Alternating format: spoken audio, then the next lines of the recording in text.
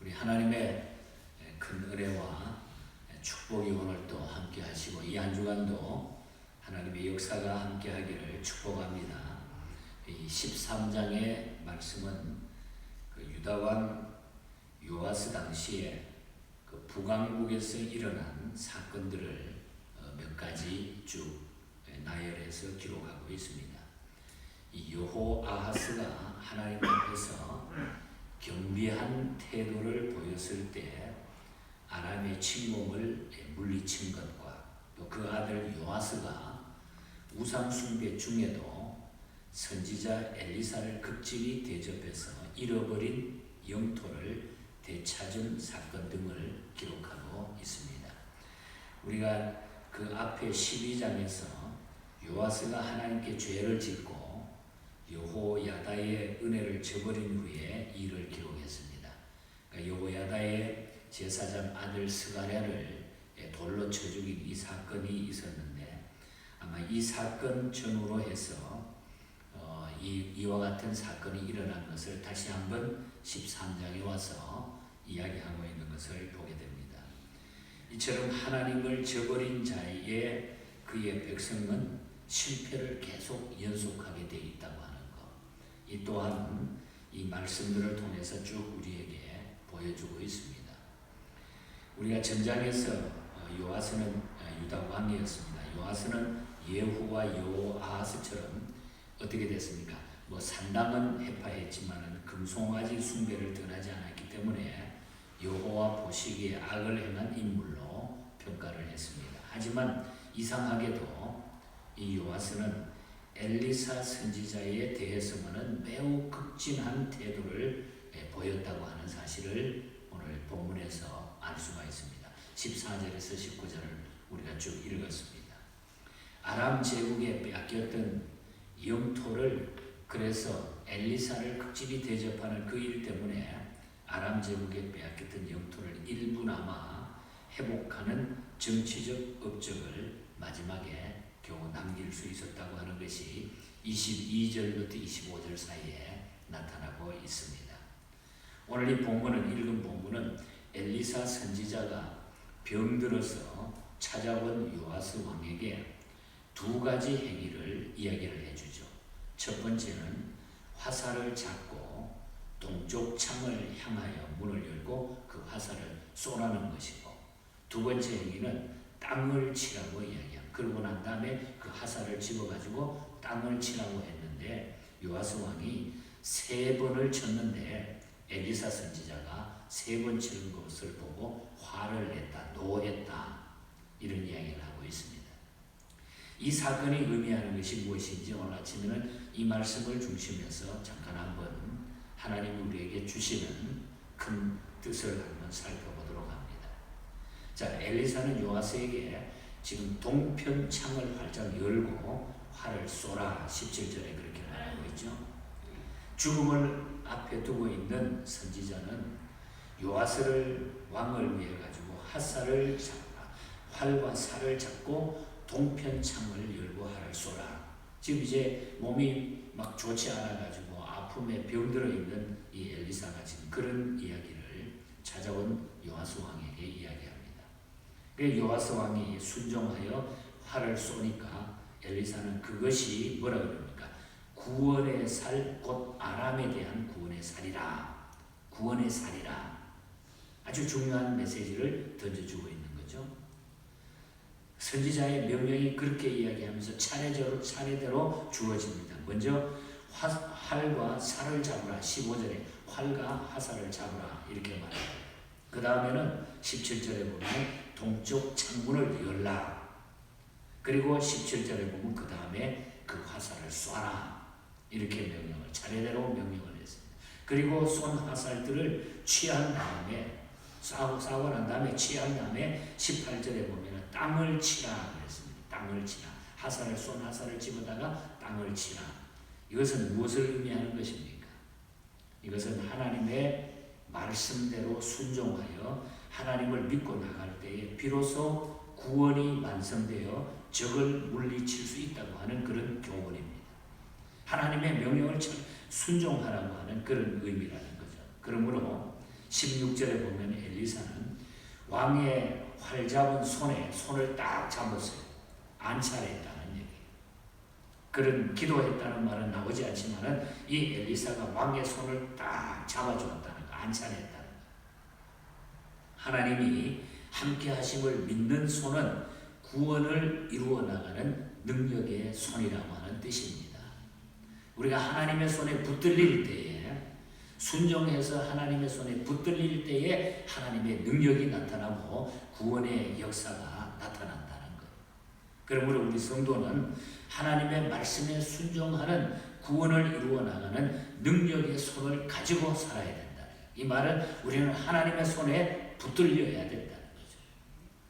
하나님의 손을 잡고 하나님이 늘 우리의 손을 잡아주고 우리는 하나님 앞에 손을 내미는 이런 하나님과의 깊은 관계를 끝까지 유지하시고 이 믿음으로 영적인 전쟁의 이 시대를 이기시는 모두가 되기를 주님 이름으로 축복합니다. 그리고 동쪽 창문을 향해서 쏜 화살을 마지막에는 취해가지고 주워가지고 땅을 치라. 땅을 치라. 18절에 이제 구원의 화살은 쏘아졌습니다. 그 화살은 구원을 이루는 화살이라고 했습니다. 이제 그 사실을 믿거든 주워가고 땅을 치라는 거예요. 믿거든 주워서 땅을 치라는 거죠. 그런데 요아스 왕은 땅을 3번밖에 치지 않았습니다. 3번밖에. 그러자 엘리사 선지자는 노해가지고 6번 쳐야 되는데 3번밖에 치지 않았으므로 아람이 진멸되지 않을 것이다. 그렇게 얘기한 거예요. 5, 6번을 쳐야 되는데 그래야 모든 것이 깨끗하게 다 끝나서 승리하는데 3번밖에 치지 않았으니까 3번만 승리하고 중단됐다는 거예요. 그래도 3번 쳤기 때문에 그거나마 3번을 전쟁에 이기고 마지막에는 또 졌죠. 그리고 나서 땅을 3번 치면서 그 잃어버린 땅의 일부는 찾아왔다고 하는 거죠. 이런 행위는 하나님의 구원의 역사를 믿고 나가는 인간의 진지한 열정과 열성과 노력을 상징하고 있다는 것입니다. 그런데 요아스는 이 진지한 열성과 노력이 별로 없었다는 거예요. 그냥 적당히 넘어갔다는 거죠. 하나님께서는 우리가 지닌 믿음의 분량만큼 복을 베푸시는 것입니다. 요아스 왕은 화살로 땅을 3번밖에 치지 않았기 때문에 3번만 승리할 수 있었습니다. 하나님이 주시는 구원을 완전히 이루려고 하면은 큰 믿음을 가지고 우리는 끝까지 전쟁하라는 거예요. 끝까지 정해진 대로 5, 6번을 칠 수 있어야 된다는 거예요. 반만 치면 안 된다는 거예요. 많은 사람들이 하나님의 일을 하는데 너무 쉽게 그 일을 중단해버리는 태도 때문에 부분적인 승리에 그치고 맙니다. 그래서 우리가 예수 믿으면서도 믿음이 있다 그러면서도 우리가 끝까지 우리가 완전하게 하나님 앞에 내려놓지 못하고 순종하지 못하기 때문에 우리는 그냥 부분적으로만 우리는 어떤 데 복을 받고 누린다는 거죠. 정말로 우리가 하나님 앞에 올인할 수 있는 이런 믿음을 가지고 살면 하나님의 놀라운 역사가 능력이 우리의 삶에 나타나게 되어 있다. 그래서 열왕기하 19장 31절에도 보면 여호와의 열심히 이루리라. 여호와의 열심히 일을 이루리라 그랬어요. 19장에 넘어가 보면 여호와의 열심히 일을 이루리라. 그리고 우리가 잘 아는 신약에도 로마서 우리가 12장 11절 잘 알잖아요. 라는 말씀이 열심을 품고 주를 섬기라. 열심을 품고 주를 섬기라. 그래서 우리는 여호와의 열심히 일을 이루게 된다. 그래서 우리는 하나님 앞에 열심히 순종해야 되는 거예요. 열심히 해야 된다는 거예요. 열심히 일을 이루리라. 저는 이 말씀이 막 저에게 도전이 왔어요. 열심히 일을 이루리라. 하나님의 일을 열심히 해야 된다. 우리가 무슨 일이든지 열심히 해야 된다. 열심히 일을 이루게 된다. 이것이 제 개인적으로 큰 도전이 됐습니다. 여러분 열심히 순종하고 열심을 통해서 하나님께서 주시는 이 복과 이 계획을 이루어 나가는 여러분 되시기를 주님 이름으로 축복합니다. 끝으로 엘리사가 이제 죽어서 장사된 그 내용을 잠깐 소개하고 있죠. 20절에 보면 우리 이 세상에 아무리 위대한 인물이라도 할지라도 결코 영원한 생명을 누리지는 못합니다. 우리 인간은 언젠가는 이 세상을 떠나게 되는 거죠.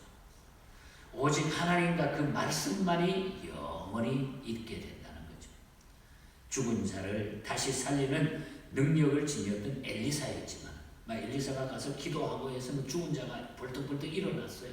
막 기적을 엄청나게 많이 행했잖아요. 스승 엘리야보다 더 많은 기적들을 이 제자 엘리사가 일으켰습니다. 하지만 그렇게 많은 일을 했지만은 엘리사는 자기 자신만은 자신의 죽음을 막지 못했다고 하는 거죠. 이것은 누구나 그 모든 과정을 거쳐서 가게 돼 있다. 그것은 하나님의 손에 달려 있다 하는 것을 알 수 있죠. 하지만 여기에 중요한 것은 죽었던 사람이 엘리사의 뼈에 죽었던 이 사람이 엘리사의 뼈에 닿았을 때에 살아나는 기적이 일어난 거예요. 엘리사가 죽었는데 엘리사의 뼈에 그것이 닿기만 하면 죽은 사람이 일어나는 기적이 막 나타난 거죠. 이것은 뭘 우리에게 보여주는가? 육체적 죽음으로 끝나는 것이 아니라 영원히 사는 생명의 부활이 있음을 여기서 예표해줘요. 우리 예수님이 부활하신 생명의 우리 예수님이 부활하셔서 우리에게 영원한 생명을 주시는 이 말씀의 예표가 이미 구약시대에 나타나고 있다. 부활에 대한 소망을 여기서 보여주고 있는 내용이 아주 중요한 말씀이기 때문에 그 이야기를 여기 기록하고 있는 것입니다. 오늘 말씀의 결론을 내리면 한마디로 하나님은 살아계시고 이 땅의 모든 역사는 하나님께서 진행해 나간다고 하는 사실입니다. 모든 것은 하나님이 진행해 나가고 계십니다. 그래서 이 하나님의 말씀에 순종하고 열심을 가지고 하나님이 진행해 나가시는 그 대열에 끼어가지고 그냥 가면 된다는 거예요. 그래서 여기 이탈하면 안 된다는 거예요. 그래서 어떤 일이 있어도 우리는 이 대열에서 이탈하면 낙오자가 되어버린다는 거죠. 그래서 우리는 하나님이 살아계신다. 그리고 이 세상의 모든 역사는 하나님이 진행하고 계신다. 이걸 우리는 분명히 알고 믿으면서 우리 하나님의 자녀답게 하나님 편에 서서 하나님 대열에 끼어서 끝까지 인생 승리자가 되시기를 주님 이름으로 간절히 축복합니다. 하나님 아버지 감사합니다. 참 하나님께서는 참 묘하고 모든 사건 하나하나를 통해서 하나님이 얼마나 또 하나님의 백성들을 사랑하고 끝까지 지키시기를 원하시는가를 저희들이 말씀을 통하여 알게 됩니다. 우리 개인 하나하나에게도 이 하나님의 깊은 뜻이 있는 줄 저희들이 확실히 믿습니다. 주님을 바라봅니다. 이 소망을 가지고 끝까지 하나님의 말씀에 순종하며 열심을 가지고 주님을 섬기는 저희들이 되게 하여 주시옵소서. 열심히 이를 이룬다고 말씀했습니다. 우리가 이 열정을 가지고 주 앞에 서는 그날까지 맡은 귀한 사명들 어떤 일이든지 잘 감당할 수 있는 저희들이 되게 하여 주시옵소서.